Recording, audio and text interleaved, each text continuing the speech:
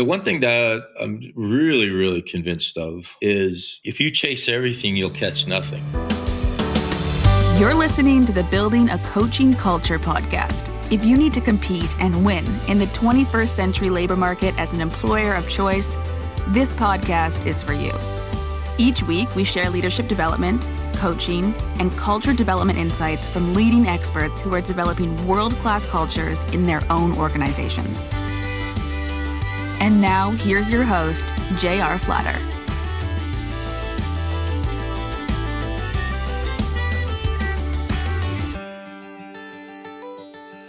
Hey, welcome back, everybody. This is J.R. Flatter, and I'm your host of Building a Coaching Culture.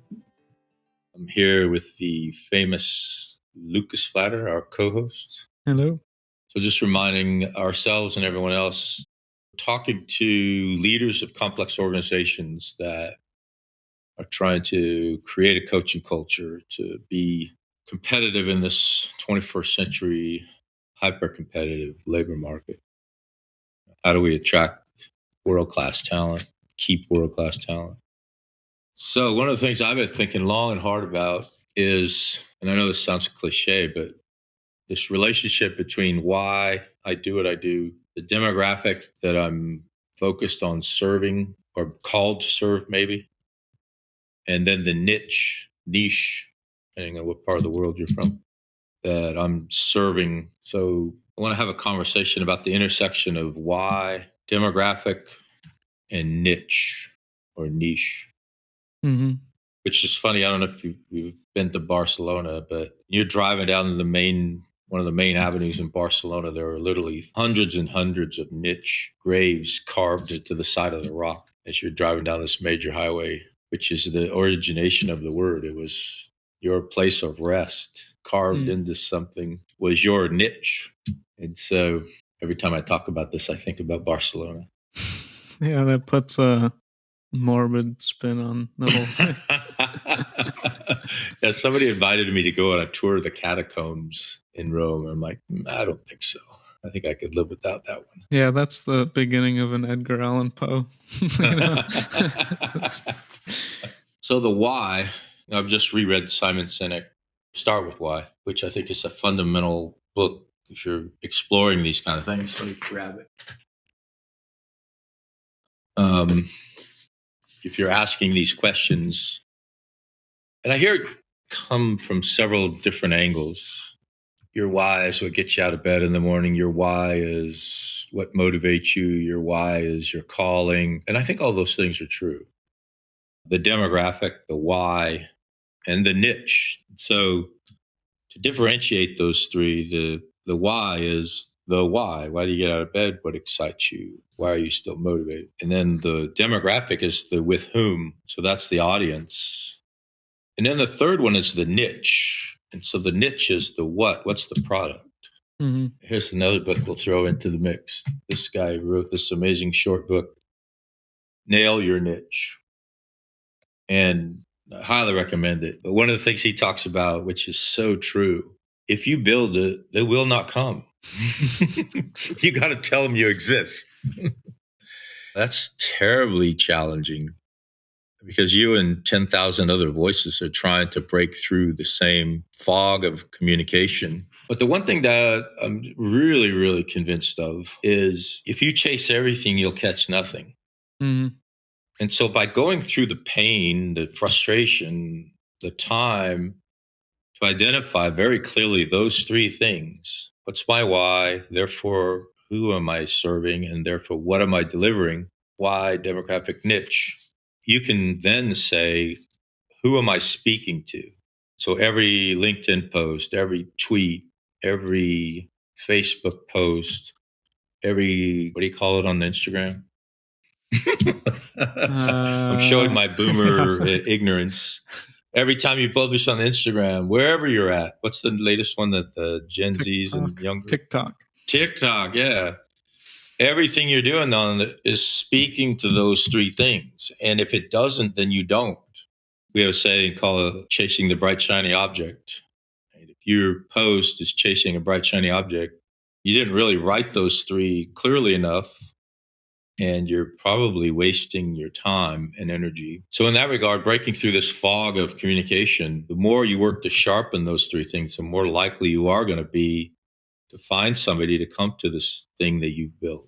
It made me think like the customer's perspective, like they might have a very specific problem, but there's 5 different solutions. So they have their why, like I'm frustrated as a leader. How does coaching compare to the alternatives that a leader might take? Like, I don't know, getting a degree or a certification or whatever else they might want to do. Yeah, so there's really two sides to the coin on this question. And one is, are you and I going to use our coaching skills to help them discover why, demographic, niche? So that's hats that you and I wear. But you and I also wear coaching accreditation hats, where if your why is you want to serve and your demographic, whatever that might be, and your niche is coaching, then the coaching accreditation path is the right path. So I'll just put our coaching hat on, because when you're coaching, you're helping the leader that you're working with self-discover those things on their own.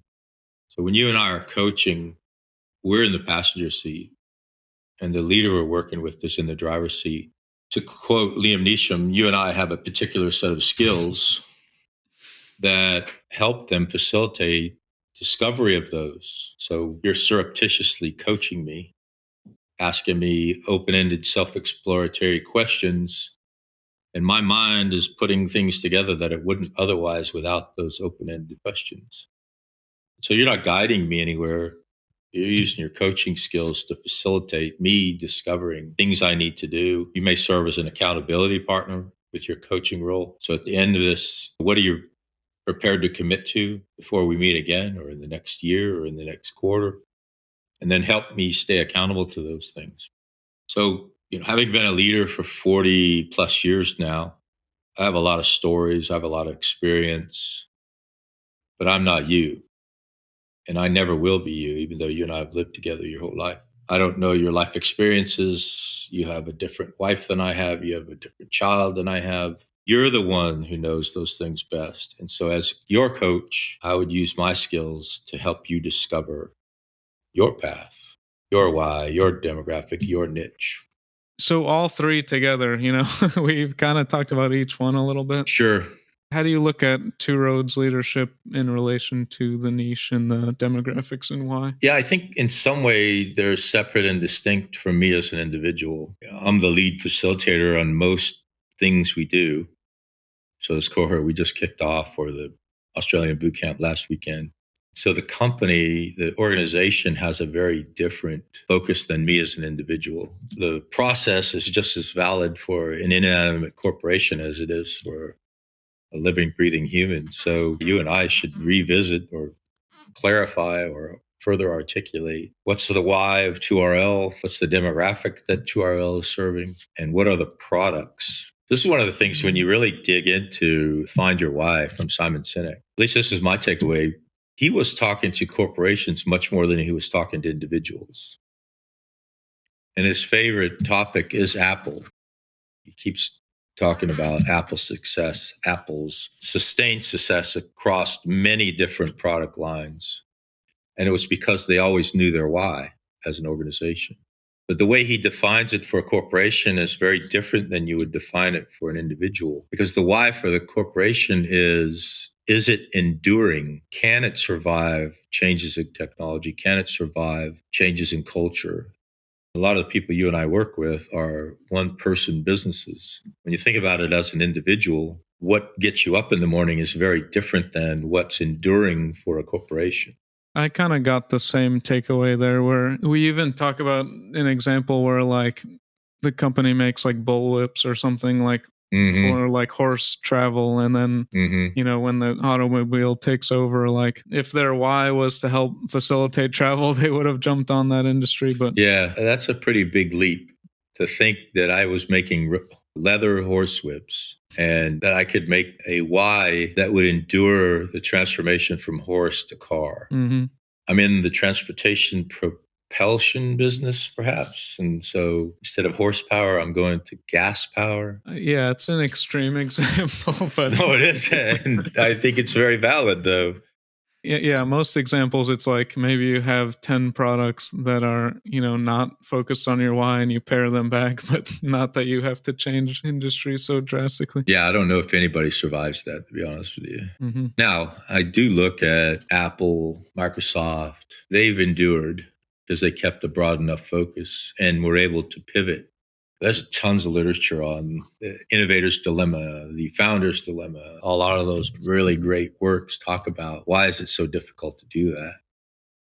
And the hardest part about doing this is every time you say yes to a narrower niche, you're saying no to people that you're working with right now today. Mm-hmm. And so I think part of the message from both of these books, or maybe the entirety of the literature, even this other book, there's a third one I wanted to talk about, Mastering LinkedIn, John Steimel, because he talks about a lot of the same thing. Are you focusing your message sufficiently that you're not saying no? So let's say you're in my coaching world right now and I strike coaching from my byline in LinkedIn and I say, I'll never write another thing that deals directly with coaching. I'll always talk about coach training. That doesn't mean I'm going to kick you out of my world. It just means I'm not writing to you. I'm not speaking directly to you. Mm-hmm. You're certainly still welcome in my world. I'm just not going to spend advertising dollars. I'm not going to write posts or even articles that don't address that very specific focus. I see a lot of analogies between what we've been talking about here this entire time and pursuing a doctorate. Because when you write a doctoral dissertation, you have to contribute to the literature. It's one of the requirements. So when you write your problem statement and your research study, how are you contributing to the literature? What are you discovering that doesn't exist today? Well, part of the reality of doing that is you go from this entire body of knowledge and you narrow it and you narrow it and you narrow it and you narrow it. And you end up with a sliver of the literature. And then you add to that sliver of literature. And so I keep reminding myself of the 7.7 billion people in this world. I'm literally only talking about a few thousand or a few tens of thousands that my coaching accreditation is specifically reaching out to bring them into that. You have to do it.